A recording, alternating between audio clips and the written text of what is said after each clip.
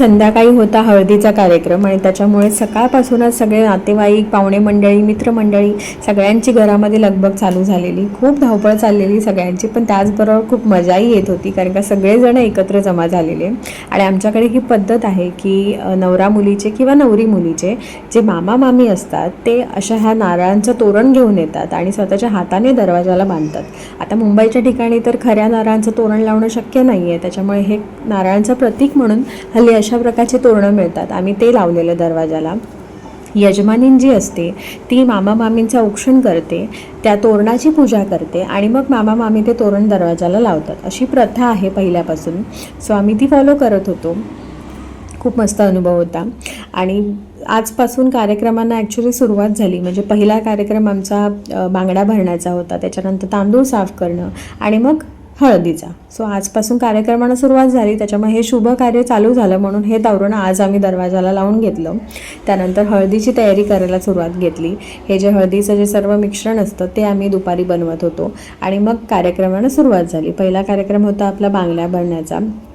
यांना आम्ही बोलवलेलं घरी आणि मग सोसायटीतल्या ज्या सगळ्या महिला होत्या किंवा आमचे सगळे जे काही पाहुणे मंडळी नातेवाईक आलेले त्यांच्या मग हळूहळू आम्ही बांगड्या भरायला सुरुवात केली.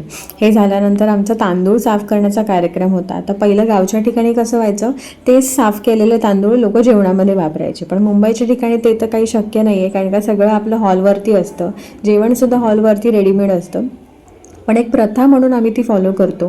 सो इथे तांदळाची रास केलेली, त्यावरती वधू जी असते ती तर पूजा करते त्याची आणि मग ज्या घरातल्या 5 जणी असतात त्या ते तांदूळ एक शास्त्र म्हणून साफ करतात. इथे संध्याकाळी आम्ही हळदीचा सेटअप केलेला. बिल्डिंगच्या खाली पार्किंगमध्ये आम्ही हा सेटअप केलेला. मस्त थोडक्यात असं डेकोरेशन केलेलं आणि मग घरातल्या सगळ्यांनी मिळून खूप मस्त हळद खेळली. नवरी मुलीलासुद्धा खूप छान छान हळद लावली. ही बाजूला बसलेली करवली होती. मस्त फोटोशूटसुद्धा केलं. ही कृष्णाई बघा छान छान गोड गोड आमची गोडुली तयार झालेली. आधी थोडीशी तब्येत मॅडमची डाऊन होती, पण नंतर काय माऊची हळद आहे म्हटलं आला ना आमच्यामध्ये जोश आणि मग काय खाली मस्तपैकी आम्ही डान्स केला. मस्त तीसुद्धा तयार झालेली येल्लो येल्लो कपड्यांमध्ये हळदीच्या. खूप एन्जॉय केलं. त्याच्यानंतर घरी आलो.